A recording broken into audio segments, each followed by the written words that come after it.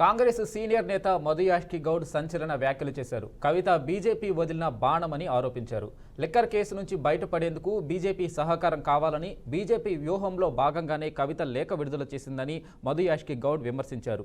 BRS బలహీనపడితే BJP బలపడుతుందనేది Modi ఆలోచన అని, కవితను కాంగ్రెస్లో చేర్చుకునే కర్మ పట్టలేదు అన్నారు.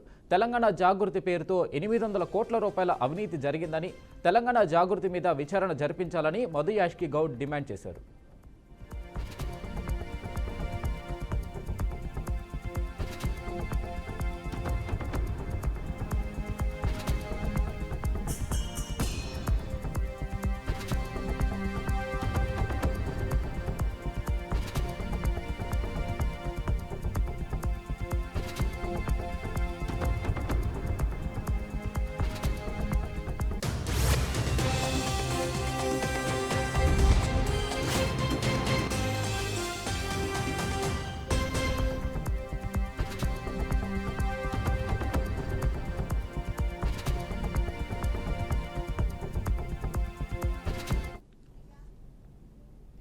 తమ కొడుకు కోసం యూట్యూబర్ సన్నీ యాదవ్ పేరెంట్స్ కీలక నిర్ణయం తీసుకున్నట్లు తెలుస్తోంది.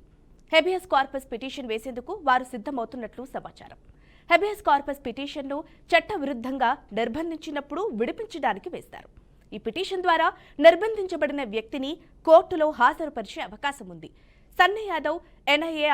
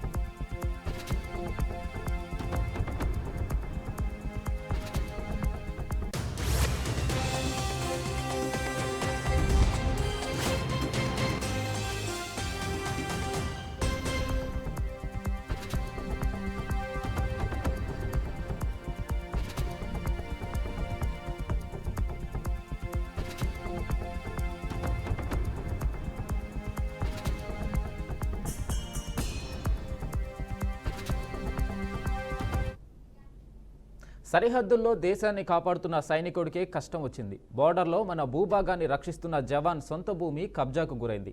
ఇది అనంతపురం జిల్లా మడకసిరకు చెందిన జవాన్ నరసింహమూర్తి ఆవేదన.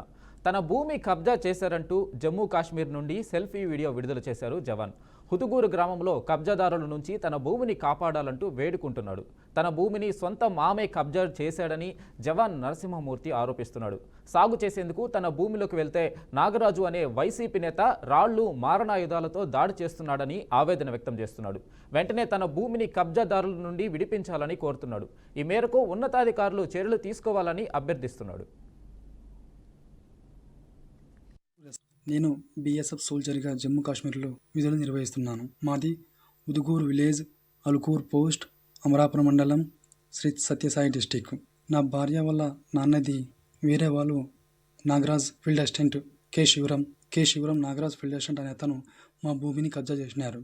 ఎందుకంటే నా భార్య వల్ల నాన్నది, మా నాన్న ముసలోళ్ళు, వాళ్ళ కొడుకులు లేరు, మొత్తం బాగోగులు చూసుకునేదంతా నేనే.